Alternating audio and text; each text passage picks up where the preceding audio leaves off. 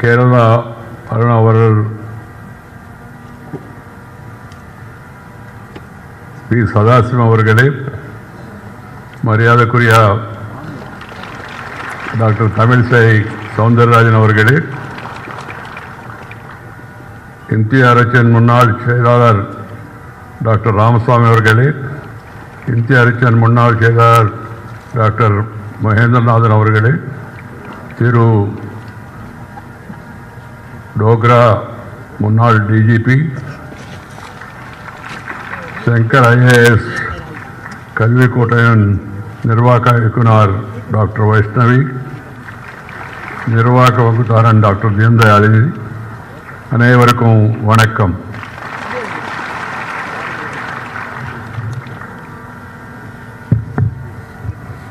I think it is first time in my life that I am the first speaker. But keeping in view my other engagement, I think they have given me this opportunity to be the first speaker. There are many eminent people on the dais. You will be benefited to have the wisdom through their speeches. I am really happy to be here in this prestigious Shankar IAS Academy. When Dr. Vaishnavi met me and explained me about the background of the institute, I assured her I will definitely make it one day during my visit to Tamil Nadu. And it has an impressive background, progress, contribution to the civil service in the country all these years, 20 years. My dear youngsters, I am very happy to know the presentation and also the information given to me that this academy has emerged as a catalyst, making this challenging journey more accessible to the aspirants across India. I am told that the academy has empowered many individuals. You also saw the presentation and the contribution made by the academy. I would like to first compliment the academy for this wonderful education initiative and preparing the future civil servants for the country. Civil servants play a central role in governance and development of a nation. Therefore, the first Home Minister of India, Sri Sardar Vallabhbhai Patel, the Iron Man of India, rightly described our civil service as the steel frame of our country. Civil servants are the backbone of any democratic government, executing policies. Politicians, legislators, parliamentarians, and officers, they formulate and they pass and then present to the nation various policies and programs and also welfare measures. But it is the responsibility and duty of the civil servants to see that they are properly executed. So it's a very important responsibility. This responsibility spans across various sectors in the country, being health, education, agriculture, law and order, social welfare, industries and infrastructure. In the recent years, there has been a growing recognition of the need for civil servants to adapt to the changing times and focus on bridging the gaps in development, particularly in sectors like health and education. Lot of people, lot of governments now are giving a lot of things free, freebies. I'm totally against the freebies.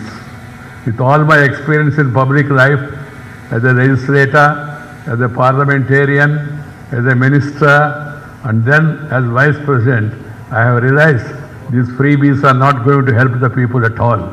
They will make them lazy. Once they become lazy, they will become crazy also. This has to be understood by one and all. But I am in favor of giving free education, free health and free education. These are the two things that are required. If the government, the day any government here or there, if they sincerely implement these two, education and health, you will be empowering the nation. You will be strengthening the nation. And you will be really preparing for a future generation which is capable of really making the country strong. This is my advice. I have chosen this forum not only for your sake, for the sake of the people across the country, that this is an important thing now. And secondly, this civil service, politics, health and education and civil service, they used to be called as a mission for the nation, without expecting commission or giving remission or doing any omission. Passion for the nation, that is what is required. Passion for the nation. Nation means people across the country, from all walks of life, irrespective of caste, creed, sex, religion and region. We are all Indians, and all the Indians has to be served, and particularly the downtrodden, the people who are living below poverty line, their welfare, their upliftment should be uppermost in the minds of civil servants. This is my advice to the civil servants. And secondly, the government policies, they have to be implemented in an effective manner. Programs may be good, policies may be good. If the implementation is bad, then it doesn't serve any purpose. And the government also will become unpopular. So the last and delivery, reaching out to the people, that is more important. Of course, now we have technology, lot of new ideas have come. The Prime Minister has given a 3-line advice. He said reform, perform and transform.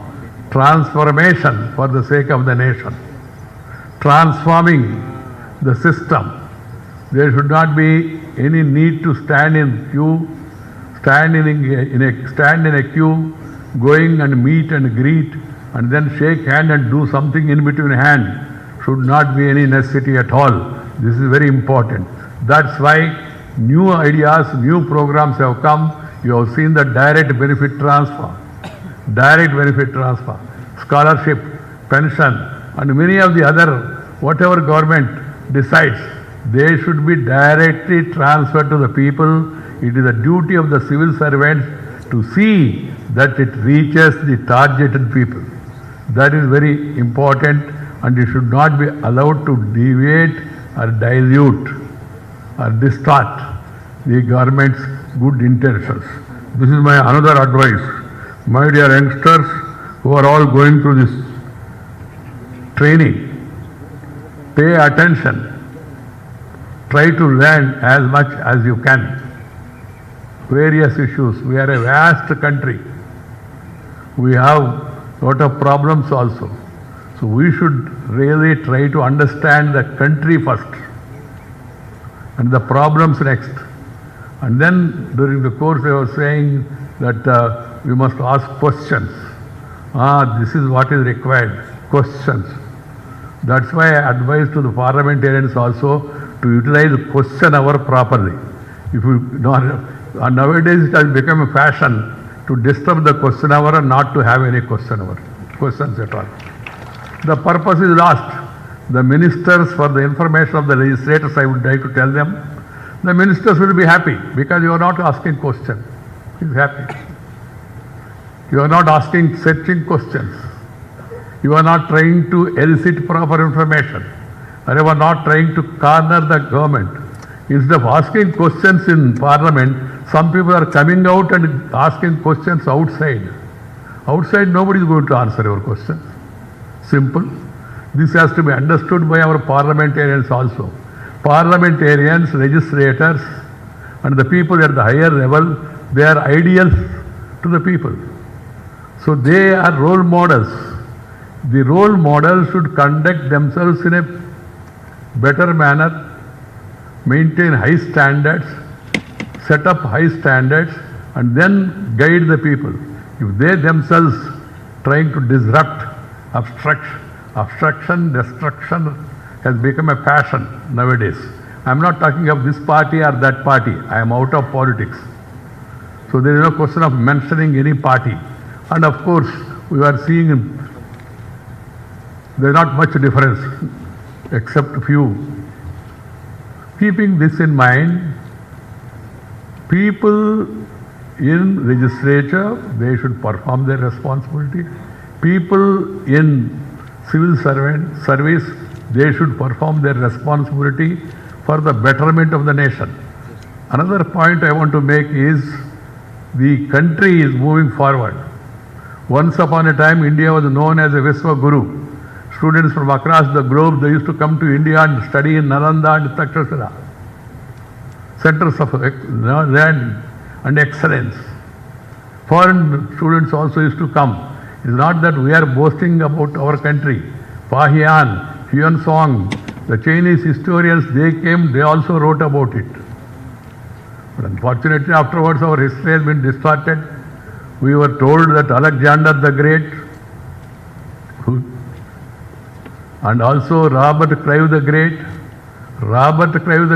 Alexander the Great, history being taught to the students, but not Veerapandya Kattabomman, but not Alluri Sitaramraju, but not Jhansi Lakshmibai.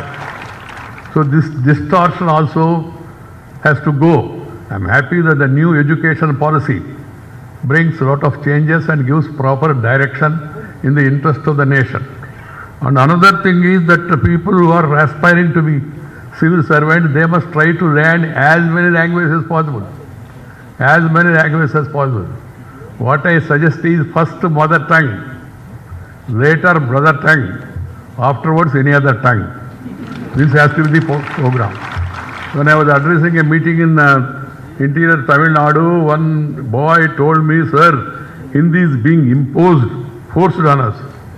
I said, "I am against imposition." The children, they started clapping. And I said, "I am against imposition." Against imposition.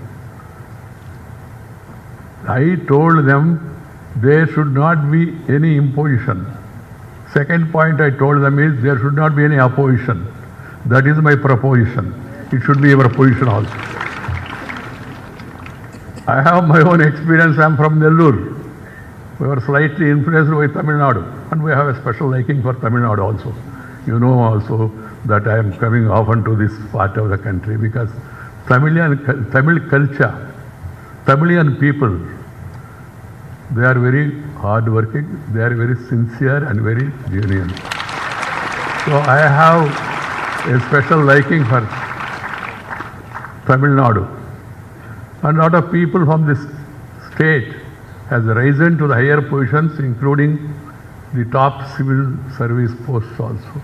And they have provided an excellent administration, best civil servants from Tamil Nadu people used to say. And of course, at times, best ministers also. I am not talking about the present this thing because that will lead into controversies unnecessarily. And I am not trying to make any comparison. My dear youngsters, try to learn first mother tongue, then other languages, then learn Hindi also. I know I am speaking in Tamil Nadu. Yes, I am speaking in Tamil Nadu. Tamil Nadu is part of India. That is Bharat. So our children here, if you don't learn Hindi, you will be missing opportunities to go to the national level. National level. I have not studied Hindi properly during my childhood because of the influence. There was a strike going on, anti-Hindi agitation. So happily those days, younger days, Any strike means we used to feel happy because strike means no school. Happy. Go and enjoy. So one day we went to school and then we were told today is strike. Then we came out without knowing what is the issue for the strike also. They are saying that one parent came here to meet his son in Pachappa's college. Students were all on the road. He asked innocently, "Bhai, what is happening?" The one boy told him, "Sir, we are on a strike." This man innocently, because he is from a village, he asked, "What is the issue?" The boy said, "Sir, we are on a strike. Issue will be decided in the evening general body meeting." That's how people used to describe the situation. So then we came out and then we were inquiring, "Bhai, हमारा शहर में हिंदी कहाँ है? Where is Hindi in our town?" Because Nellore there was no Hindi. Each one looked at others, and then one boy came and he said, "Sir, two places Hindi is there." "What are the two places?" "One is the railway station, another is the post office." We got divided into two batches and went and then put tar there. Later, after reaching Delhi as the General Secretary of the BJP, I have realized I have not put tar to that signboard, I have put tar on my face. Because without Hindi, you can't communicate with the people.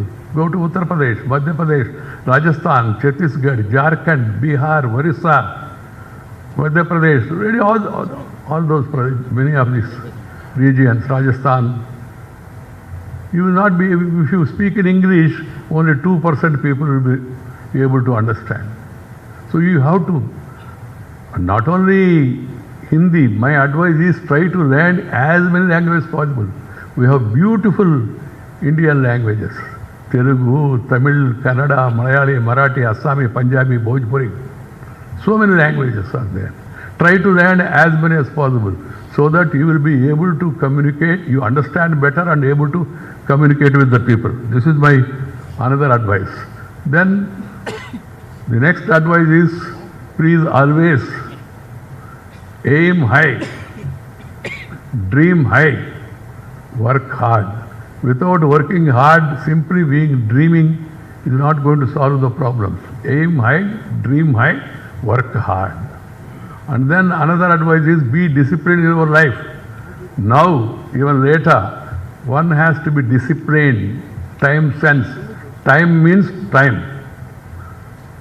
You have to be before time. 5 minutes before time. That should be the practice.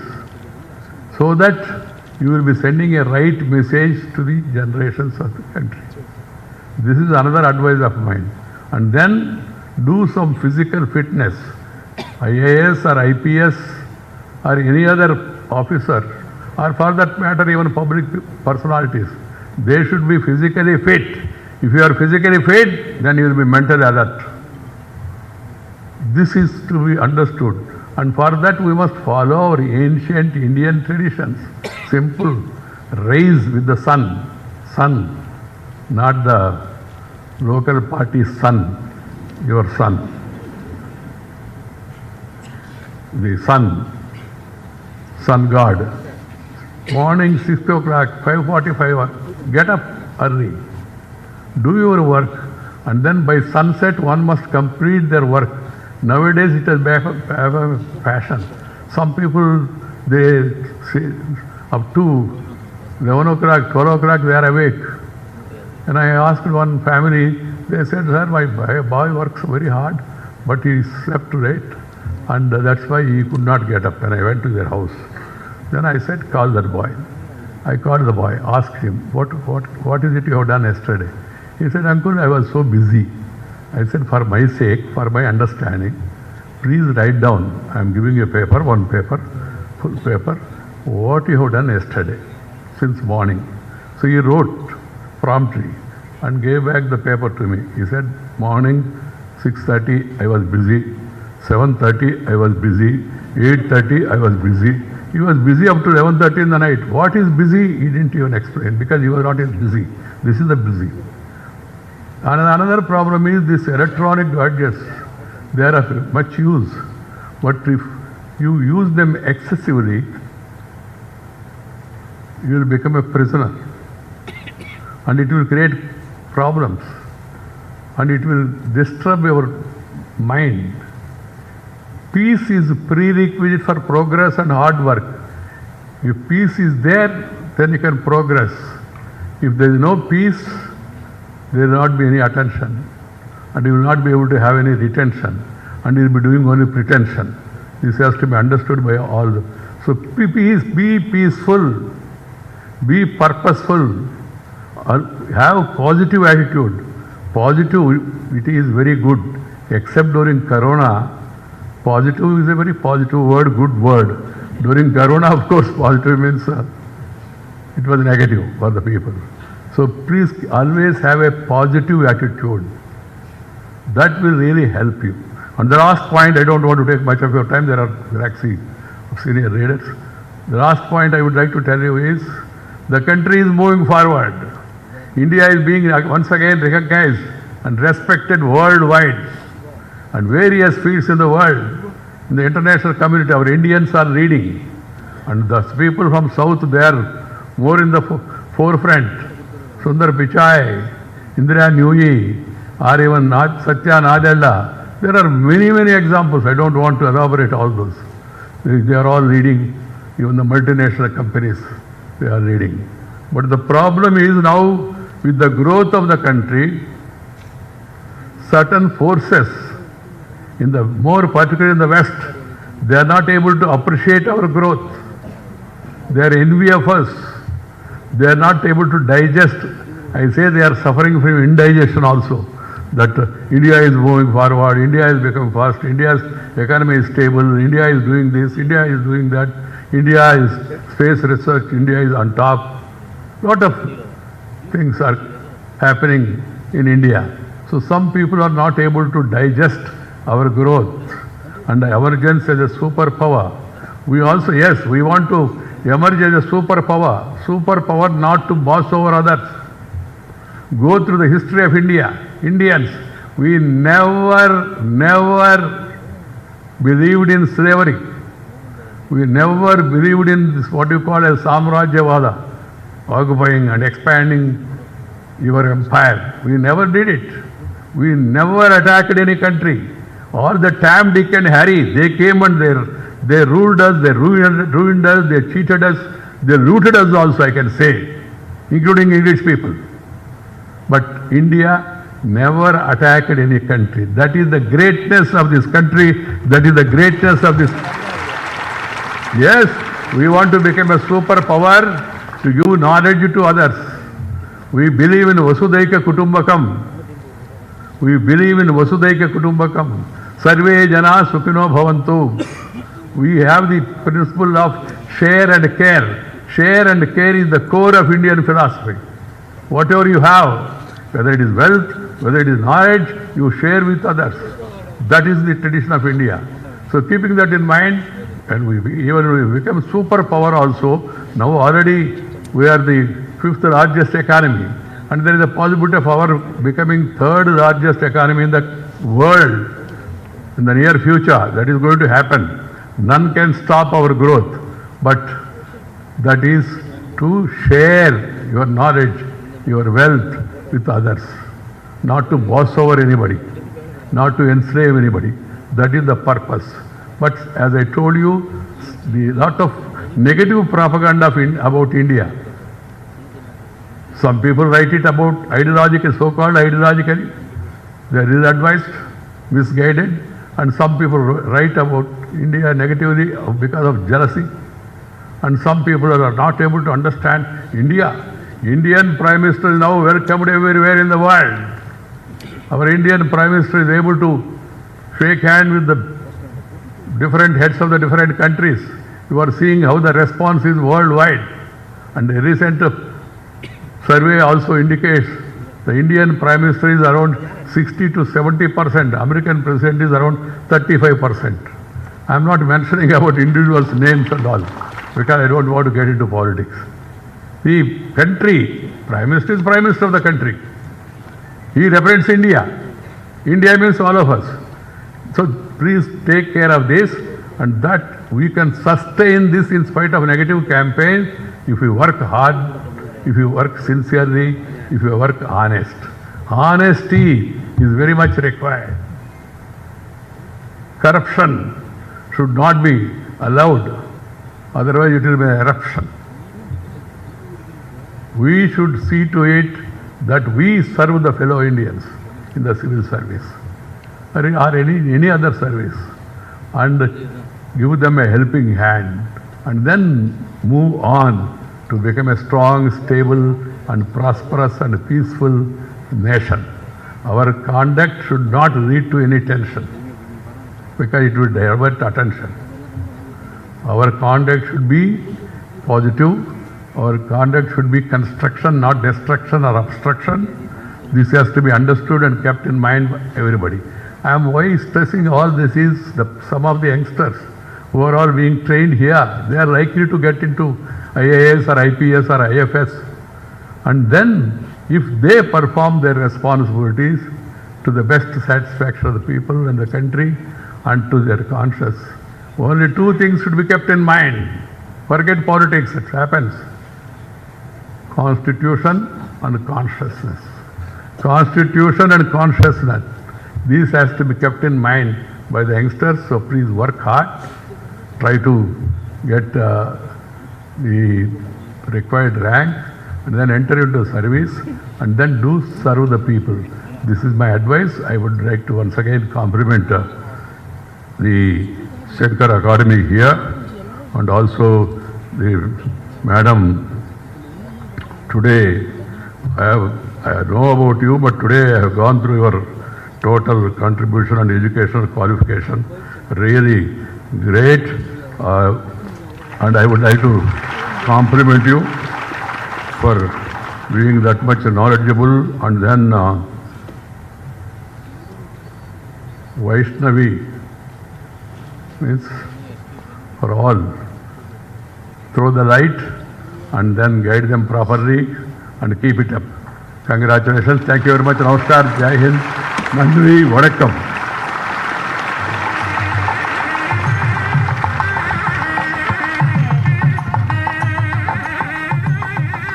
You have again proved that you are a visionary.